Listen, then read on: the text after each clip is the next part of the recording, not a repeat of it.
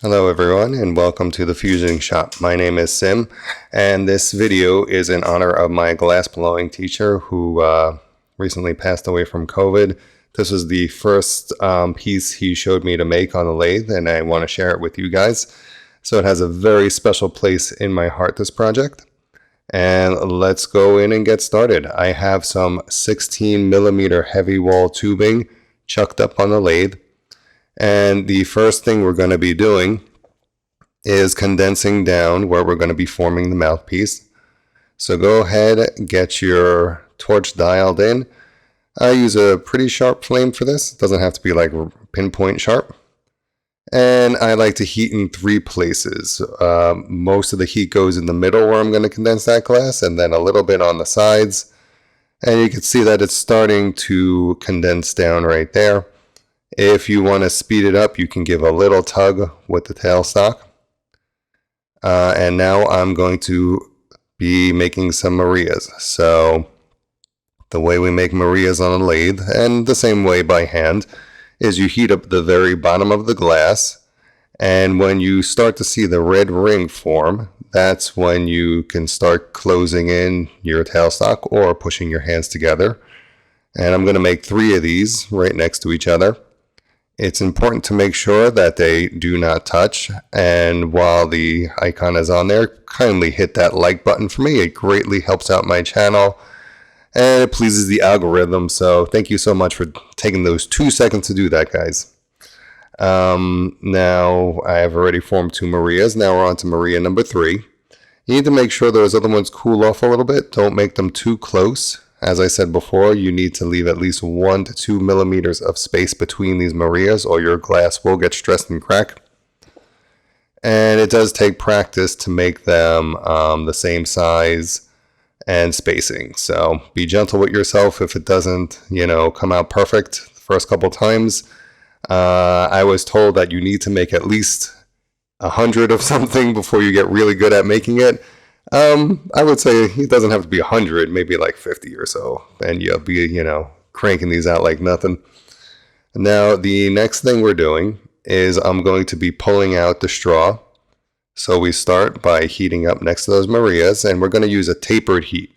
So I'm sliding that torch all along that tube. We want to get it all glowing about the same color orange before we go for the pull. And don't worry if the glass gets a little bit floppy, that's fine. Just stick with it and keep rotating. And keep using that tapered heat. Going back and forth. And now we just gently pull out that tailstock. Pull slowly, and as the glass stiffens up, continue to pull, and it'll pull everything right on center. So as the glass cools, still pull that tailstock out until it stiffens up. And you'll feel the lathe will resist you when the glass is nice and hard. Alright, closing off the lathe, I'm going to add my anti-roll dot now. And I have a rod of cobalt blue, because cobalt is awesome. Just heat up that tip. Drop it down on the middle Maria. Flame cut. I like to heat both sides of my dot to make sure it's fully fused onto the piece. And right now we are about 90% done with this. And let's quickly do today's dad joke, and that is, how do you fix a broken tuba with a tuba glue? And it's actually quite clever, that one, I have to say. Now what I'm doing is I'm flame polishing the end. So go ahead, get a nice big bushy flame going, and gently touch it to the end of your glass. Mine was a little bit uneven, but that will smooth out when I put the heat on it. And now I'm going to use a little bit of a tapered heat because I do want the front of that mouthpiece to shrink down a little bit more than the middle. And it'll have a beautiful shape to it when we're done. So just go ahead and heat up that end. Heat up a little bit towards the middle as well. And just let that glass close in on itself. Still see it's got a whole bunch of heat in it, so just be careful. We're going to take this off the lathe now. And we have 2 more things to do before it's complete. Grab your tweezers.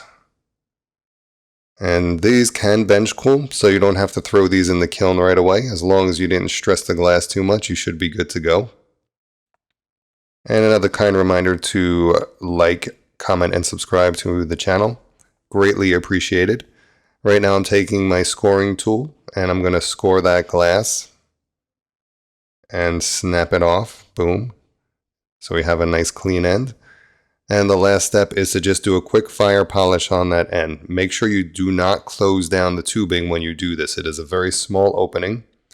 So use a nice gentle flame, and it only takes like a second or two, and then it's nice and smooth and rounded off. And I am using my high heat gloves because the glass was still hot and I wanted to finish this video. Normally wait for it to cool down before you go ahead and do this step, and then you don't have to wear big bulky gloves like I have here. And that's it. My daughter's helped me with the camera, so it's a little bit bouncy, but you get the idea of what's going on. And there's the finished piece. Don't forget to check us out on Instagram. We do have a Patreon page. If you do want to send a donation there, it is greatly appreciated. And we will see you guys in the next video.